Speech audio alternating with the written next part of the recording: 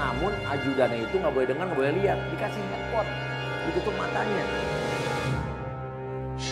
Penggoda kita pun berpura-pura berkonsultasi ceritanya soal jodoh dan pacar. Jadi kamu sih ada masalah apa? Jadi gini Mas, sebenarnya sebelumnya saya tuh udah punya pacar. Kita pacaran udah lama. Pacar saya tuh janji untuk nikahin saya Mas. Tapi belakangan ini dia nggak ada kabar. Terus tahu-tahu saya malah dapat kabar pacar saya malah nikah sama sahabat saya. Dan ternyata setelah kameramen kita yang mengaku ajudan ditutup kupingnya dan matanya ditutup, dia melakukan gobalan-gobalan yang lebih parah. Muka penggoda kita dipegang-pegang. Kok Mas pegang-pegang saya? Ini adalah buat penyembuhan maksudnya kamu. Emang harus gitu ya? Harus. Coba kepala kamu bikin kesan selesai.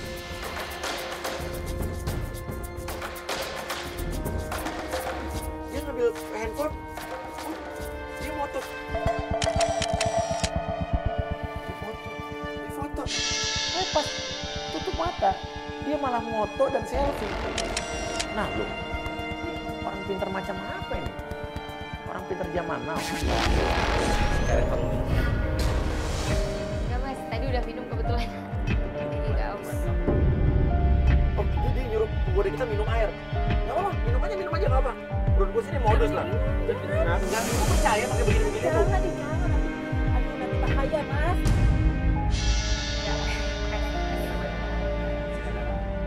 Kadang-kadang orang Tapi udah bisa lu ntar dikasih obat bius apa segala macam pingsan nanti orang kita gimana? Ya, lo minum aja. Oh my god, bisa lu suruh lagi. Mana apa ya Mas, kok kepala saya jadi pusing ya? Tapi setelah penggoda kita yang mengaku pasien dikasih minum, tiba-tiba kok penggoda kita kayak dengerin arahan saya. Dia kayak ngomongnya keluar jalur, dia asik sendiri. Kita keluar. Lu jangan mau. Jangan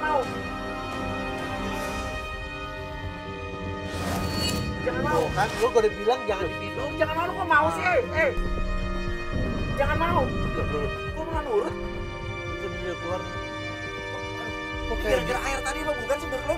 tapi lu lihat tuh mukanya. kayak mau pergi deh. Kok mukanya kayak orang blongo gitu sih? Terus kalau denger kasih kode, kasih dong angkat tangan lo. Nah dia Nggak denger. Ini nggak denger apa dia? Ini pasti gara-gara minum air tadi Mas. Lu gua udah bilang loh. Nah, lu di dalam nih ngapain lo? Ini penggoda kita tanggung jawab sama dia lo. Gimana dong? Nanti kameramen kita nggak denger lagi pakai headphone. Kita bingung nih mau ngejar mereka, mau ngikutin mereka, apa mau gimana? Tiba-tiba HT berbunyi. Iya, itu di dalam gimana? Kameramen kita di dalam bilang, cepet ke dalam, kita ketemu orang. Ada orang pingsan. Ada apa? Itu kayaknya anak saya deh. Oh iya bener. Tuh mana? Iya bener saya. Iya. Tapi belum pecah, orang ini bakal balik lagi kira-kira ya? Rani. Rani. Kita panik dong, ibunya. Rani pun panik, jangan-jangan anak saya di dalam, jangan-jangan Rani. Langsung kita lari dan ternyata di dalam rumah tersebut terdapat sebuah kamar. Dan di situ memang benar ada sesosok wanita dan itu adalah Rani.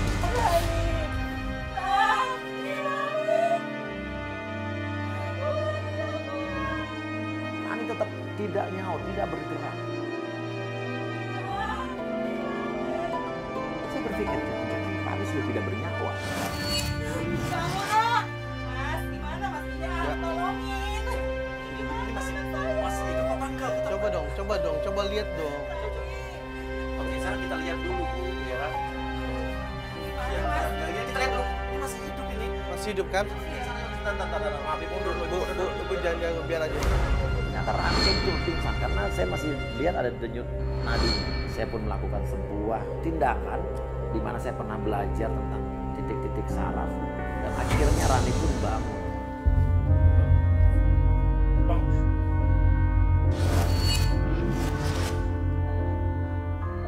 Rani sadar, tapi Rani masih dalam keadaan dia bingung dia di mana. Sekarang kita pulang. Ngapain kamu di sini? Ya mama nyari kamu. Kamu nggak tahu dia di mana? Enggak. Kamu di mana ya? Lu nggak tahu lagi apa di sini? Aku di mana sih? Wah, Lala kita pulang aja. Di mana sih, Ma? Ya nggak tahu mama ini tempat apa. Kamu kenapa gak ada di sini, Ma? Saya Saya langsung, ayo kita keluar aja. Rani pun dipapa keluar. Dan saya masih penasaran dengan isi kamar tersebut. Koran-koran yang menutupi dinding kamar itu. Ada apa di balik koran?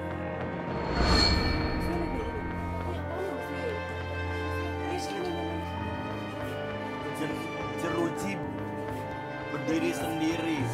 Dan ada tulisan-tulisan aneh yang ada di dinding dekat pintu. Sampai ada barang-barang wanita, ada kalung wanita yang kita temukan di meja itu.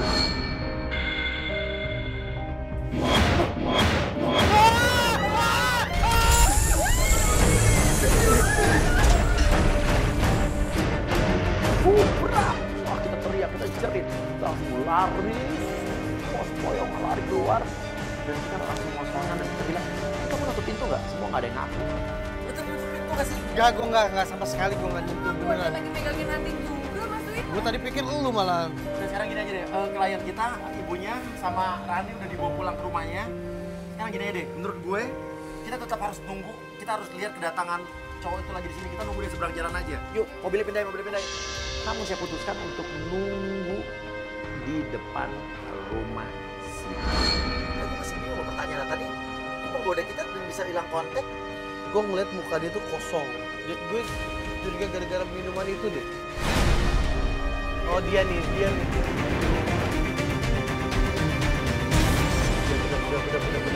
Iya, itu dia. Masuk Sendiri ya. terus penggoda kita kemana? Tunggu nih, gue takutnya penggoda itu udah ada dalam mobil, terus dalam keadaan tidak sadar juga. Dia nyamperin mobil kita. Dia datang. Nyamperin ke kita. Aduh. Jangan. Dia gedor kaca mobil kita kabur. Untung aja kita nggak tahu.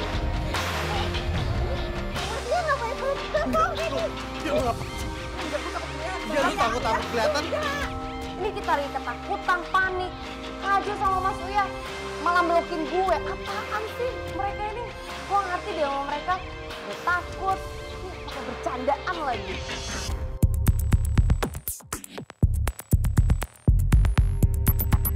Hari berikutnya kita ingin mencari tahu lagi soal Siti.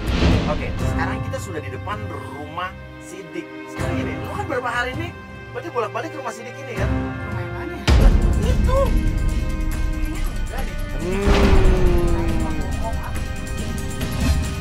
Kita tanya, Rani ngapain kamu kemarin di rumah Sidik? Rani tidak merasa pernah datang ke rumah tersebut. Sekarang lu pacaran sama Sidik, iya kan?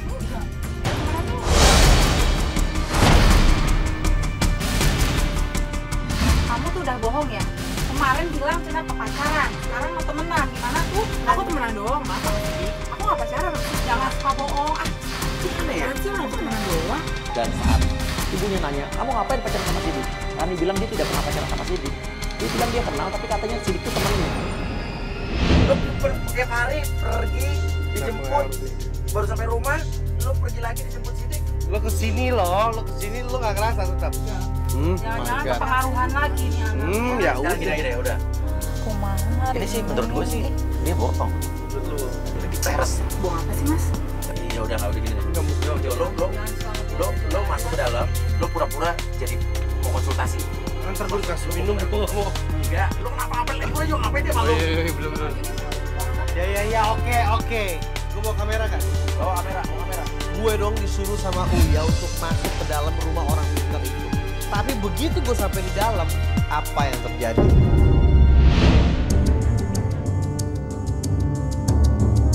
Oke, Joe udah masuk ke situ. Oke, good, bagus nih.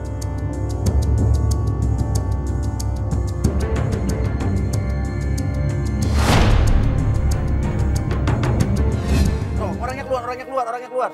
Mas, ngapain mas? Saya mau konsultasi nih mas, jadi saya mau banyak tanya-tanya buat kayak ramah masa depan. Oh, maaf mas, saya nggak kayak gitu. Salah tempat kali mas. Enggak, ini buat ini aja. Oh, enggak, maaf mas, enggak.